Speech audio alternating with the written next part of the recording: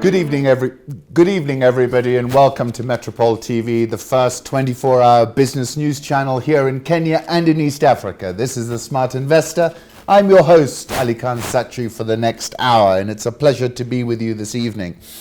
Let me first start with Kenyan bond yields. These are our Euro bond yields. And look at that. We peaked at about, the red line is the 30-year bond. This is part of the idea to extend the maturity of our borrowing so we don't get bunching effects where we've got to make huge redemptions in any single year. But that 30-year bond was as high as 10.5% on a yield basis, and that was at sort of middle of November. That was the time a bond investor should have bought it. And we've subsequently rallied from 10.5%. We've rallied from 10.5% to the last price was just around 8%. And of course, we've seen a similar rally in the 10-year Euro bond as well. We've been speaking about the global bond markets, the negative yielding bonds that are in Europe, in Japan, and many other parts of the world. And it's that enormous financial repression that's happened in these markets that has also washed up on our shores, and our yields have begun to look more attractive because of the move. And it's not really about the Kenyan credit risk, it's about the international situation. So that's the spillover effect of what I've been talking about previously in the international markets. Let me now turn to oil. Mohammed Welie and Mohammed, of course, was our guest and a very articulate one a few weeks ago. And we're having a discussion on Twitter. And what I was saying, a big factor in the value of the shilling is the price of oil. And here, from Mohammed's tweet, you can see he's saying, look, since 2012, our total imports are about $14 billion to $18 billion. And between 15 to 20% of those imports are oil. And that's why I spend a lot of time looking at the oil price with you. It's because it has a huge effect on the value of the shilling. The last time the shilling fell out of bed badly was when the oil price surged. It was a double whammy. We had an oil price surge and we had a drought at the same time, and that's what sent the shilling into a spiral lower. So if you're concerned about the shilling, what you've got to keep an eye on are remittances, which have flown off the charts. That's the monetization of Kenyan brain power outside our border. I spoke about that yesterday, particularly in reference to what Jaguar was saying. And I think what he said was wrong, and it's very wrong, and it puts 3 million of our brothers and sisters at risk. So, that's what we've already spoken about. But essentially, the oil price, very key for the shilling. And you need to keep an eye on it. Just to give you a flavor, this is total petroleum volumes and tonnage. I'm not sure why we had a drop between 2017 and 2018. But you see there's a volume drop there. That might have been to do with VAT, actually. Do you remember when the VAT was slapped on petrol, we suddenly saw less consumption? And in terms of shilling value, you can see, right? So that 2016 oil prices must have been low. 2018 we're back to levels which we were last at in 2014. But we're spending about $3.5 billion every year on fuel, and therefore, it is very, very material. So keep an eye on that as if you're interested in the shilling and trading the shilling. Let's turn to Ethiopia. This is Ethiopia's political crisis. Prime Minister Abiy faces his toughest test yet. Coup attempt threatens a new Ethiopian government's reforms. And there's a simply fantastic article in Reuters. Headline, Twin Attacks Threaten New Ethiopian Government's Reforms. This was Abiy over the weekend. He is, of course, a military man, but normally he doesn't dress like that. He dressed like that because of the seriousness of the situation that has faced him. And let's go into this in a little bit of depth. because this is on our northern border, 100 million people there, big market, KCB, Equity Bank, Safaricom, all knocking on the door, amongst others. I think Jubilee recently made an announcement. So this is, the holy grail of a new market that people are looking at. But the situation does not look good. And Reuters came together with an extremely interesting report, and I want to spend some time just talking you through it. The Baklava and Cake Cafe was heaving with customers when truckloads of heavily armed men in fatigues rolled up across the road outside the local government headquarters in Ethiopia's Amhara region. The men, some carrying 2 Kalashnikov assault rifles, stormed the building, sending customers enjoying a Saturday afternoon coffee in the cafe diving for cover. Within moments, the assailants had shot dead Amhara's president, an aide, and fatally wounded the state attorney general. Hours later, 325 kilometers away, in Addis Ababa, gunshots rang out behind the high grey walls of a red-roofed villa as the military's chief of staff and a retired general was slain by a bodyguard. Now, the world out there wanted to believe the fairy tale. They became obsessed with their own narrative. This is Tamrat Georgis. He's the editor of a newspaper called the Addis Fortune. But that doesn't chime with what is happening on the ground. It is much more complex and scary. Scary is a powerful word. The ruling EPRDF, itself a coalition of 4 ethnically based parties, faces strident challenges from newly emboldened regional power brokers demanding more influence and territory. So in Ethiopia, you have this situation, a little bit like us. You have a federal system, they've got a bit of devolution going on.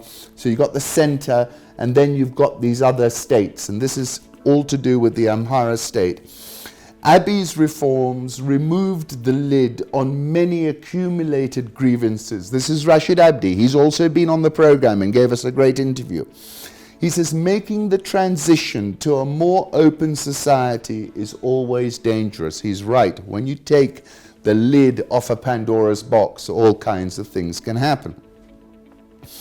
Assam New, who was the fellow who was the military official who conducted this thing and has now been shot dead, was talking about how 500 years ago we faced a similar test, he said. Then let's turn to, so gunfire ended 5 hours later after federal reinforcements arrived by helicopter, the witnesses said. On the street, some suspected an official conspiracy accusing federal authorities of orchestrating events to remove a powerful regional leader. The federal government, which is Abiy, doesn't want a strong leader here. The general was mobilizing the youth at the regional level and they didn't like it. At this moment, we can't say whether it was a coup. This is Christian Tadele. First, we need an independent inquiry. The federal government is trying to use this incident to control the security apparatus of the region. I am angry against Abiy because he is too soft and full of rhetoric, said a 19-year-old college student, Selam Ashmelash. And the Reuters article, this is Addis Ababa, of course, the Reuters article is saying elections are due next year, a reckoning may be coming. Listen to this. Weapons have fueled armed gangs, menacing travelers, disrupting transport networks. That's the end of their tourism, isn't it, basically? Police said in June they had seized nearly 11,000 weapons and almost 120,000 rounds of ammunition in the capital. That's a lot of weapons in the capital. One of the biggest risks is that the splits in society could break the ruling coalition or the military, said Gerard Prunier, an academic who's written about Ethiopia and about the genocide in Rwanda. The EPRDF's ethnically based parties must respond to the demands of their constituents or lose support to hardliners. So the government is increasingly losing its ability to place friendly faces in top regional positions. So what he's saying is that the center is not able to control the other areas, these federal governments. The EPRDF is the only tool that the Prime Minister has to govern, and it is not a reliable tool.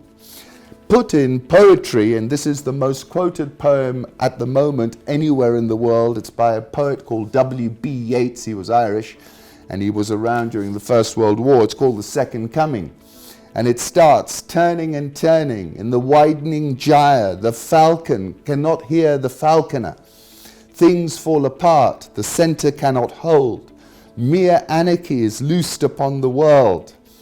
The best lack all conviction, while the worst are full of passionate intensity. Surely some revelation is at hand. Surely the second coming is at hand. Abbey, of course, is evangelical. But that poem, I think, speaks to what I'm talking about and what that Reuters report was talking about. Look, they switched off the internet on the 23rd of June. They switched it back on today. And this is typical of every African government facing any single problem. They keep switching off the internet. They can't keep doing that. It's not going to work much longer. But anyway, in Ethiopia, they've done that. And how on earth can there be a digital economy when you can't get connectivity? You know, that's another point when people say Addis Ababa is competing with us. How? We can't get on an internet. You can't send an email half the time.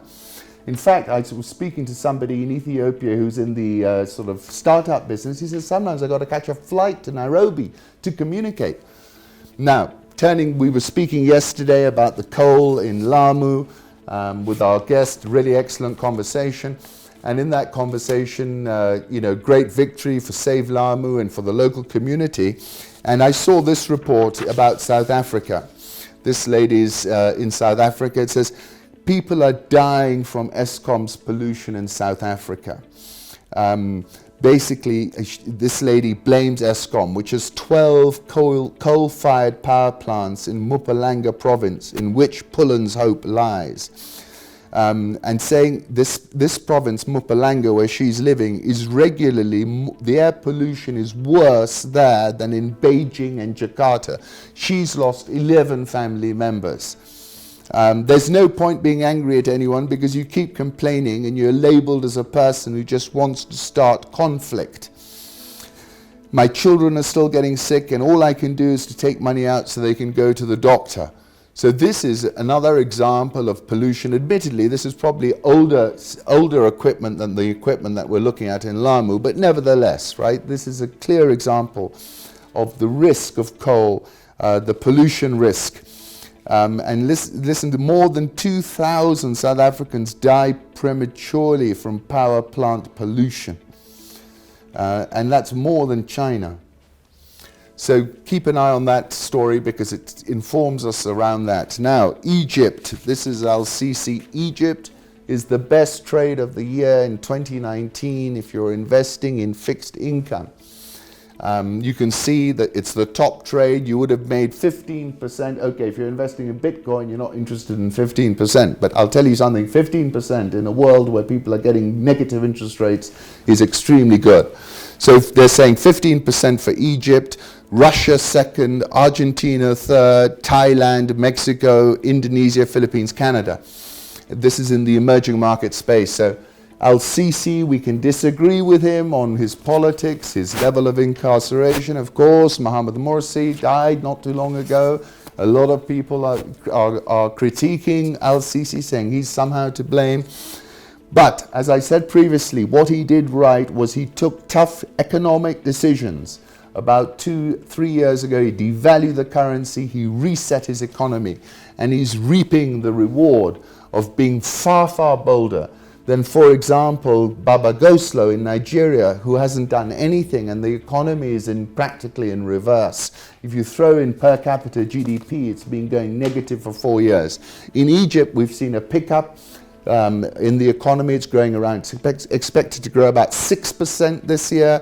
So we can disagree with Sisi's politics, but I'll tell you one thing, on the economy, he's getting everything right, and I wish more African leaders would follow his lead.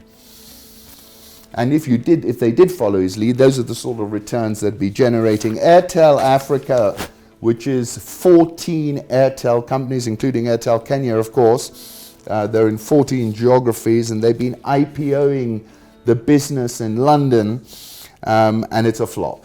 They're going to price at 80 pence a share, which was the lowest price that they were prepared to price at, and it looks as if it's not even going to be fully subscribed, though you can normally go and bully your lead manager to subscribe for it themselves. They said they've had interest of a total of $300 million.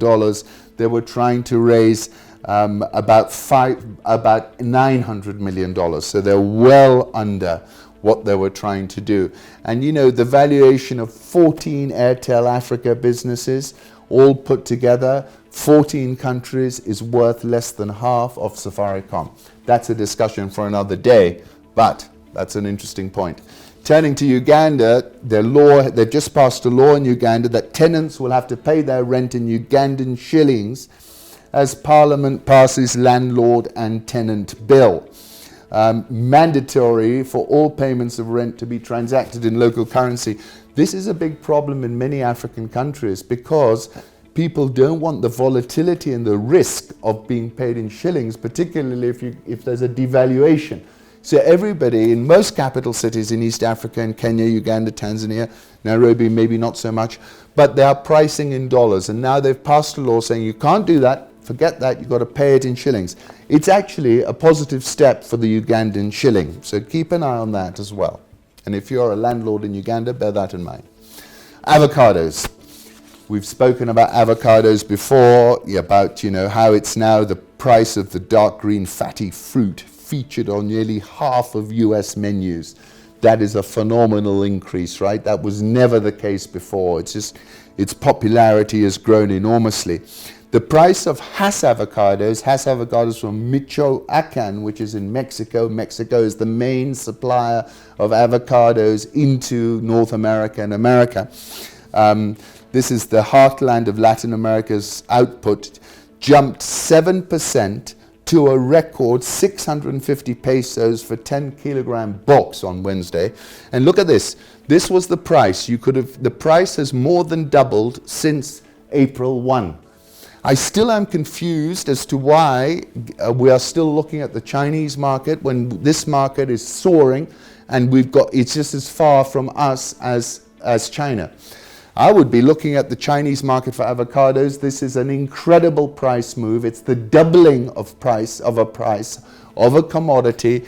I think probably very few commodities have done that, of course, other than Bitcoin, but never mind. So 650 was below 300. Have a look at that market. If you're farming avocados, you're not paying attention to this, you're sleeping on the job. Then turning around now, this is a very interesting correlation. I keep mixing avocado and Bitcoin together. Look at this chart. One line is avocados and one is Bitcoin. And I said before, correlation in markets, it can be caused by something or it might not be caused by anything. But the extraordinary thing about this chart is practically they followed themselves entirely. Now, Bitcoin had a huge dump yesterday. We're going to come to that. It'll be interesting to see over the next few days whether avocado comes down with it. I don't think so. Avo Price, a platform to monitor prices in real time, recorded a rate of more than 100 pesos per kilogram on Wednesday for avocados bought directly from Mexico. That's a world record for that. And that's why I call this the crypto avocado millennial economy, because somehow or other the connection between avocado and Bitcoin is there. Why it's there, I don't know. If you do, please tell me. Malcolm Gladwell, writer of The Tipping Point, and he describes this sort of unique phenomena we're watching when people suddenly jump on something, they decide it's a superfood, and boom, the global demand goes through the roof, and the world can't supply enough of them. And Malcolm Gladwell said, ideas and products and messages and behaviors spread like viruses do. And what he means is that things can turn exponential. It's like Uber. Do you remember they turned up here and 90 days later they killed everybody else in the taxi business and everybody was on Uber. And it happened in a blink of an eye. That's exactly a Gladwellian move. Malcolm Gladwell, if you haven't read him, is well worth reading. His books are short, but very, very interesting for contemporary markets and contemporary things. And that brings me back to this word zeitgeist. zeitgeist of a time is its defining spirit or its mood. And capturing the zeitgeist of the now is not an easy thing because we're living in such a fluid moment. But the zeitgeist of today is avocados, it's Bitcoin. Think about it, it's this meatless burgers, vegetarian burgers that people are eating, and many other things. But just bear that in mind. And I think the avocado price surge is an example of the 21st century millennial economy that Gladwell writes about so well. Now let's turn to something else. Okay, this was Bitcoin. Now Bitcoin started the year at around $4,000, just below actually. We got as high as nearly at $14,000 yesterday. There has been no similar phenomenon that I can think of in the financial markets ever. I can't find it. This is the most extraordinary financial instrument, and it's got no utility. If people tell you you're going to go in and buy a pizza with a Bitcoin, they're talking nonsense. They don't know what they're talking about. Bitcoin is like gold. It's a store of value. If you want to save money, you want to put it away, you want to keep it for a rainy day, that's what it is. It's exactly doing what gold is doing. But you've got to bear in mind that this is the most volatile financial instrument in history. So that's a $2,000 move down lower. We're actually at just around these sorts of levels.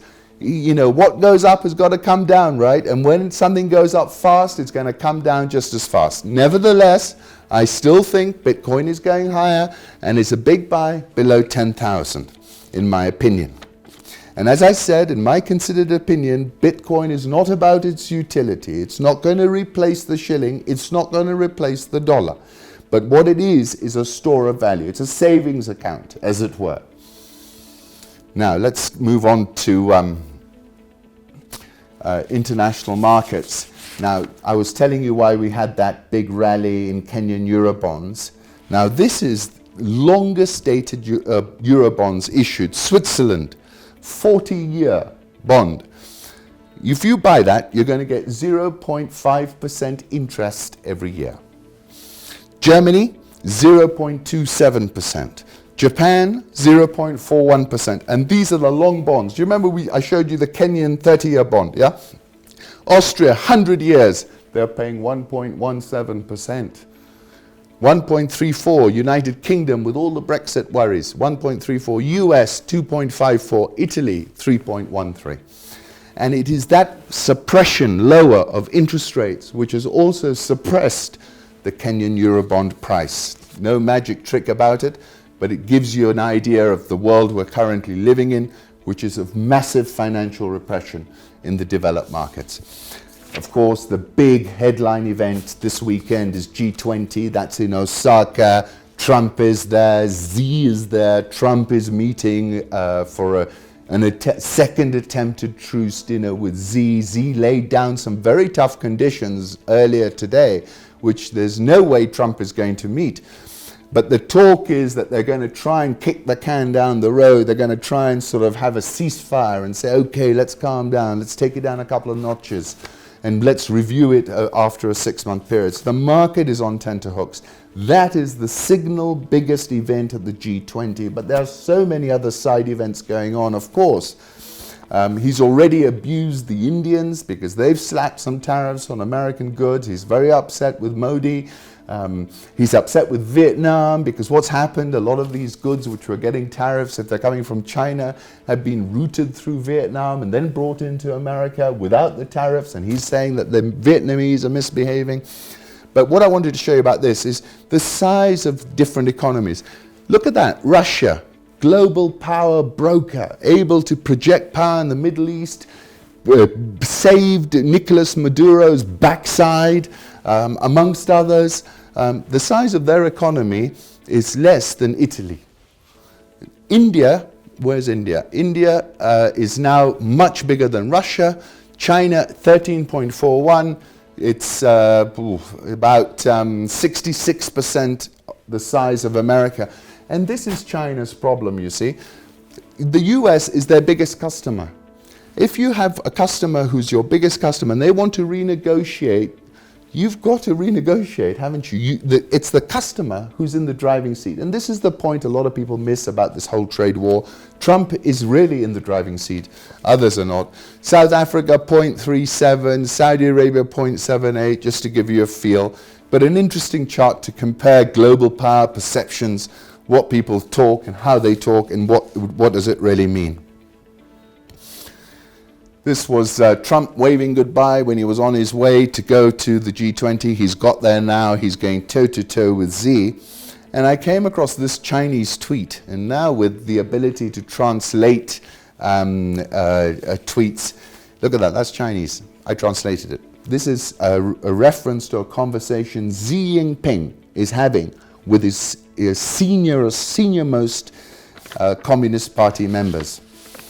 And this translation, okay, we'll have to read it. The dangers of shaking the party's roots are everywhere, and small surges can increase into a landslide, he's saying. And he's saying only the Communist Party, what he's saying is only you, my closest people, are the ones who are panicking and behaving as if we're going to collapse. And he's criticizing his people, saying you're too weak, you're not standing up. That's an interesting insight into the mind of Xi Jinping, the second most powerful man in the world. And he's clearly in a position where he can't surrender. He can't submit to Trump. 1.3 billion Chinese people are going to be incredibly upset with him. So he's boxed in. Trump can't go back with a deal that's not going to work. And furthermore, I don't think Trump has got the authority anymore to negotiate this. He's like that train driver I described. He can speed up the train, he can slow it down, but the track is going that way, right? So that's his problem. But keep an eye, this is a big weekend event. It's better than TV and all of that as well. Then let me leave you with one final thought. Amy Klobuchar says of Trump's belligerent tweets, he's going to obliterate Iran, he's going to obliterate North Korea, wipe them off the floor, you know what I mean. And she says of his, I don't think we should conduct foreign policy in our bathrobe at 5 in the morning. What she means, he gets up, he loses his temper, and he starts tweeting off and could cause a complete global conflagration because he's upset early in the morning. Now, I was sitting there this afternoon thinking about it, and what Trump is doing is called the madman theory. This madman theory was considered by Richard Nixon. Richard Nixon had it. He and his administration tried to make the leaders of hostile communist bloc nations think he was irrational and volatile. According to this theory, those leaders would then avoid provoking the United States, fearing an unpredictable response. In 1517, Niccolo Machiavelli, and if you study history, you've got to have read his book. Machiavelli's book is a well-known book. And he argued in that sometimes it is a very wise thing for leaders to simulate madness.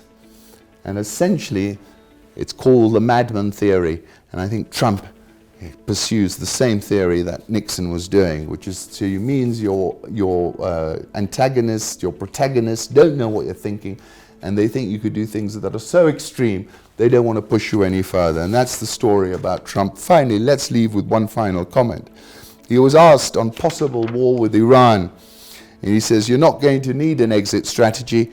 I don't need exit strategies. Everybody needs an exit strategy, don't we? This is The Smart Investor. This is Metropole TV, the first 24-hour business news channel here in Kenya and East Africa. My name is Ali Khan Sachu. Please join me after the break. We're going to take a deep dive into the Bodaboda economy. How many Bodabodas are out there? What's going on? How big is this economy? Join us after the break.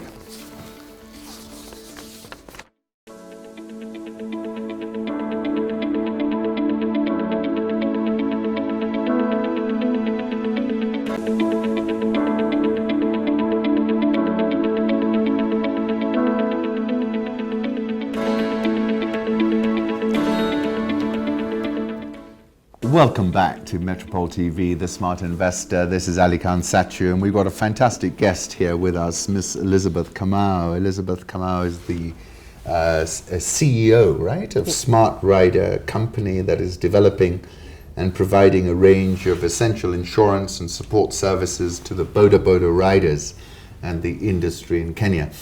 Elizabeth, thanks for making time for us. Thank you. I've always wondered, as I've driven around this country and you see the number, and it's telling me that there are now 2 million Bodabodas in the country. Yes, that's true. That's incredible, isn't it? Yeah. And that's all a recent phenomenon, isn't it? Last 10 years or so. And it's still growing, actually. Okay. And average price here saying 100,000 shillings per Bodaboda. Is that correct? $1,000? That's true. That's true. Yeah. Okay, so we're talking about a capital investment of 2 million times $1,000. We're talking about a significant amount of money that is in this economy. Yeah. Now tell us a little bit about what you're doing, and then let's have a look at what's going on. Okay, so basically at Smart Rider, what we do is we offer solutions to the Bodaboda people. Yes. In terms of offering them solutions in terms of insurance, tracking, and financing the purchase of a motorcycle for them. So you're a one-stop shop. We're a one-stop shop, that's true. Okay. Yeah. So the guy will say, I've seen a great Bodaboda, I want to buy it, it's 100,000 bob. He comes to see Elizabeth. Elizabeth says, okay, we can lend you the money, we'll insure you, etc. Yeah. But we only work with the specific brands. Which brands do you work with? We work with TVS, Honda, and Bajaj Boxer. And what is the reasoning and thinking behind that? The depreciation? Depreciation and durability aspect of it. Yes. So we're looking at bikes that will last longer.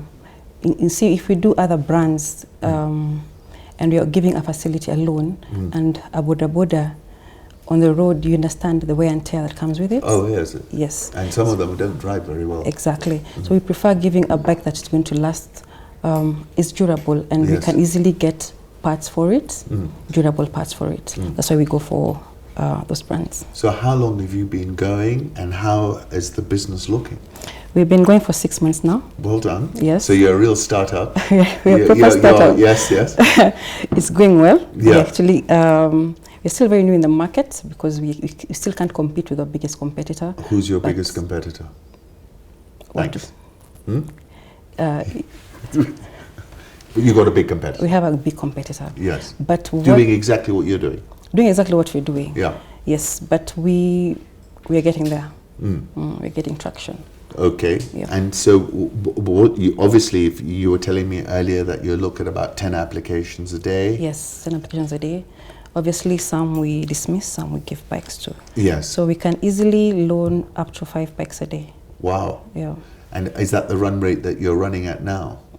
Yes, we are trying. And when you look at the market opportunity, do you think you've got a huge market opportunity here? The market is big. Okay. The market is huge. Currently, you were telling me also that 800,000 bikes are in the Nairobi area. In Nairobi area only. That's 40% That's of 40%. the market. So it makes sense for you to start here. Are you going to expand in other parts? Definitely. That's actually our growth strategy. So within the next year or so, we're also going to expand into the other counties in the country. Urban areas first. Urban areas first, definitely. So we're going to do Central, we're going to do Kisumu. Yes. We're going to Kericho. Yes. Yes, we're going Nakuru. Yeah. Also very, very big for Bodabodas. It is. Western and Nakuru County, good market. Yes. Yes. So Elizabeth, now you are one of these ladies who's got up and decided to start a business. Tell us how did the penny drop in your head that this was an opportunity, and then how did you execute it and begin? So I used to work for a company that does Bodaboda. Ah, so you saw it up close. I saw it up close. Yes. Were they doing a similar thing? Similar thing, exactly what I'm doing. And I saw the opportunity in the sector. Yes. But then my main focus is how do we assist in regularizing the sector? Because I can easily give bikes. That's not a problem. But then how do we assist in regularizing the sector and ensuring that everybody in the sector, how do I put it? Is it compliant? Is compliant. It's compliant. Because they're notoriously not compliant. And they have a reputation to it also. I'll tell you a funny story. One day I was driving along, one Bodaboda overtakes me on this side, the other one on this side. They crash into each other, and they look at me as if I'm the one to blame. Yeah. So it's like a bit of a Wild West, isn't it? Yes. Okay, so you go in as a lady. Can they deal with you as a lady? Definitely. They prefer it. Yeah. Okay, so you're in the business. You suddenly think, my God, this is a great opportunity. What's the next step to get you to start the business? How did you? I looked for an investor. So I looked for an investor and we partnered. We decided, okay, fine, let's see how we can be able to join this market. Because right now, as it is, you'll find that most banks don't want to do bodabodas. They don't.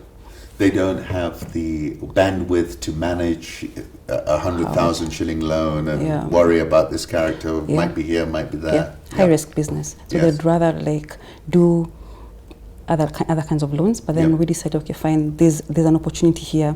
And if you look at our target markets, they comprise the largest number of, say, because as we deal with people who are below there. How do I put it? So you're dealing at the bottom of the pyramid. Exactly. So in the country right now, that's like the largest majority of the youth people. Yeah. And the youth are actually our target market. Okay. It made sense. So is this the typical boda rider is what, under 30? Yes, the typical number. You even get application from 20-year-olds. Okay. Yep. Okay. Under 30 is the typical boda rider. This is a career for people to start the first rung of the ladder, and you're now making it easier for them to That's get true. That's true. Your loans, your security is the bike? Yes. The loan period is how long? 12 months. They've got to pay you back in 12 months. 12 months. Then the bike is free and it's their bike. Right. What else are you seeing? What are the opportunities? I understand what you're doing, but so geographically we spoke about, you can expand geographically. Do you have sufficient funds to on-lend? If suddenly you'll jump from 5 to 50, would you be able to do it? We'll have to borrow somewhere for us to be able to. Yes. So most of yours is sort of funding from the bank, and then you're on lending. That's true. Right. And then how do you track these characters? Because I'm sure some of them would, could decide, well, I'm not going to pay that loan, I'll go and work in Mombasa for fun. No. You see, when we give you a bike, it comes with insurance and comes with a tracker, tracking device. So you know where everybody is? I know where all my bikes are. You have a computer in the office? Even right now, I have an app that shows me where all my bikes are at the moment. Wow. Yeah. If there's a default, we don't allow a default to go for too long. Yes. So tell me, default, what do you do? Default, you switch off the bike, we go pick it up. Oh, you can switch it off remotely? I can switch it off from here. Elizabeth? Yeah.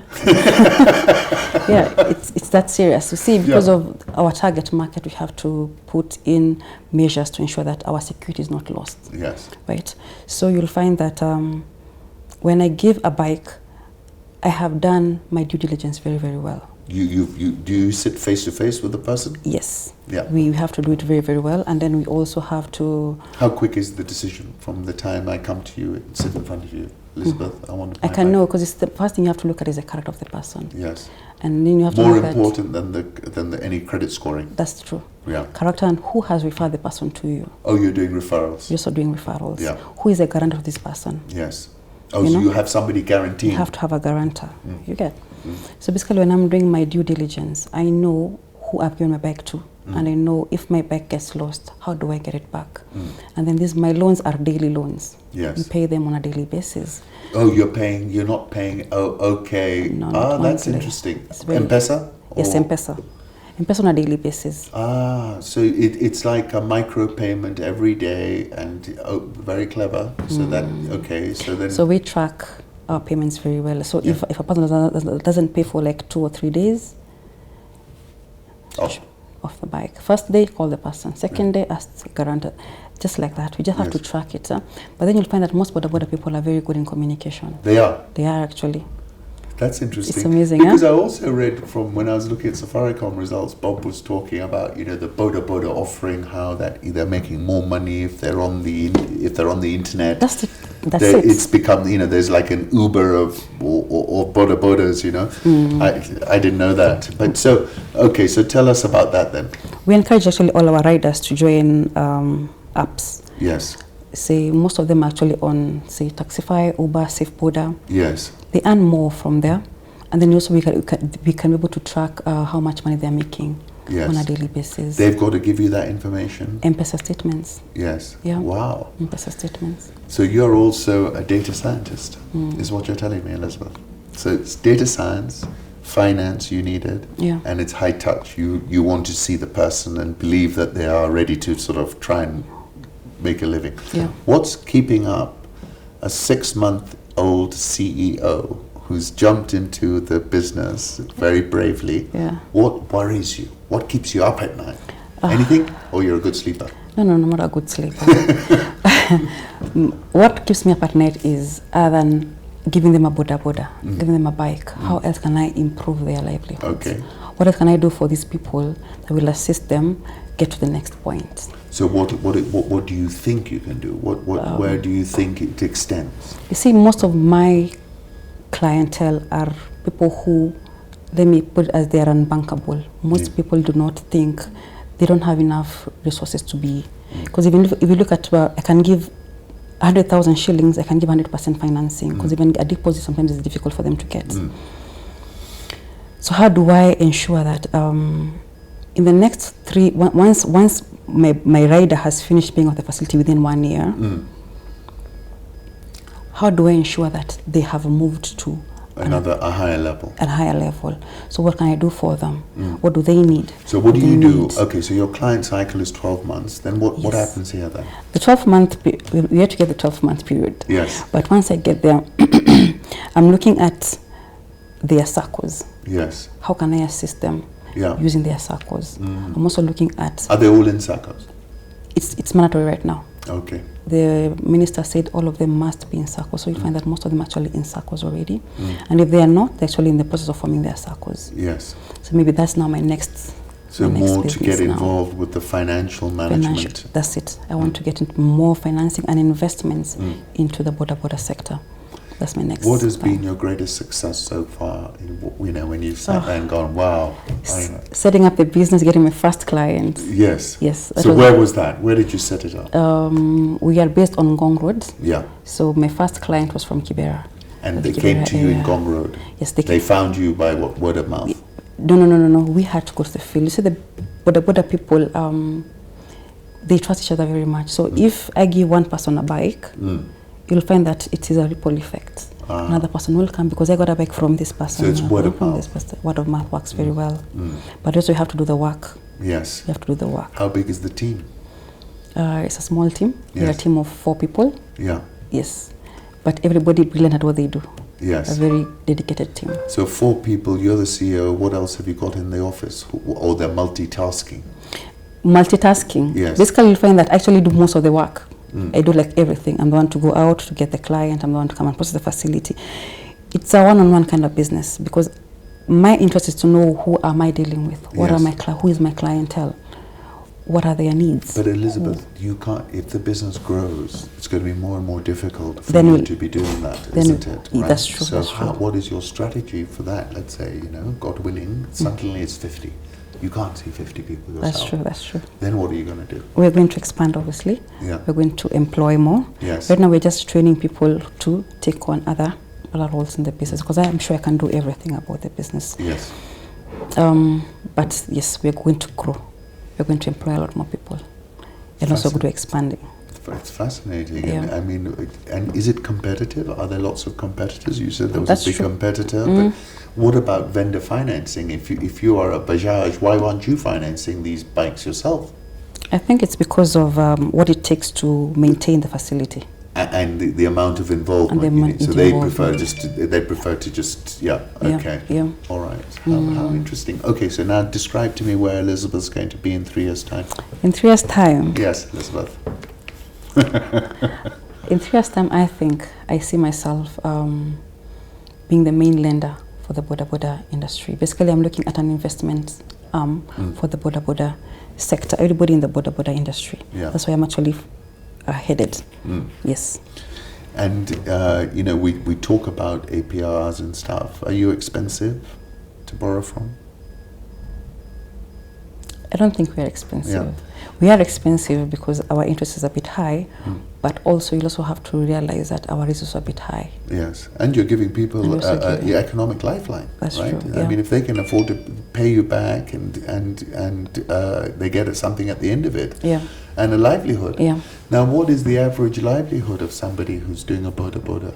How much they make a day? Yeah, Say they earn from 800 shillings to net 1,500 shillings net. after Yes. paying for the fuel. After paying and for everything. and After even paying for everything, yes, that's the average, depending on where the person So operates it's from. it's not at the not bottom. bad. It's $300 a month. That's Yeah. not bad. It's not bad. Yeah. Then you also have to look at it from, most of my Bodaboda riders are they're the sole providers for their homes, Yes. It's mostly male. mostly male. It's not like Uber where I It's see a lot of actually women drivers now. 99% are actually male. Yes. Wow. Very interesting. Okay, so now, it was quite interesting. You got me thinking, 2 million Bodabodas. I went to the north of Kenya and there are 2 million or something camels up there. And I was just saying each camel is $1,000 as well, right? Yes, so yes. that's a huge amount of economic value. That's an asset base of $2 billion you're talking about, that you're targeting. That seems to me to be your main target, right? Yeah. The financing of that, then the extension around what your drivers are doing. Yeah. Now, the financing, how have you done all of this? You self-financed it? I mean, did you go to friends and family to get the business going? Because you are an interesting story to me. You are an entrepreneur as well as, those questions, you must have gone through all of them in the last 12 months. Did you go externally and find a partner? Or? Yes, we went. I got a partner who became an investor. Yes. So he invested some money in the business. That is what we used to first lend our first bikes, and then now as we grow, then we can able to borrow from financial institutions. Then we can able to on lend to the riders. But my first person to give me money was an investor who I approached, and he agreed to venture into the business. Are you persuasive? Very persuasive. Elizabeth. Very persuasive. Fascinating discussion with you. Thank you for making the time to Thank come you. in today. Elizabeth Kamau, the CEO of Smart Rider, 6 months into the position and growing a fast-growing business. Yeah. And congratulations. Thank and we wish you all the luck. And if you're most welcome to come back and talk to us, because I think some of these very big parts of our economy are not discussed sufficiently, right? I mean, if you've got 2 million bikes out there, that's 2 million people making a living from this. It's really tremendous. We're also looking at thank you. Sorry? We're also looking at how we can make them more tech savvy. Yes. Yeah, as we expand the business, right? So you want to Uberize the thing. That's the thing. Isn't it? Make it a platform. Make it a platform. Yeah. And you are then the platform provider practically. That was very fascinating. Elizabeth Kamau, the CEO of Smart Rider, operating at the cutting edge of the transport industry here in Kenya. This was The Smart Investor. This was Metropole TV. My name is Ali Khan Sachi, and it has been a pleasure being with you for the last hour.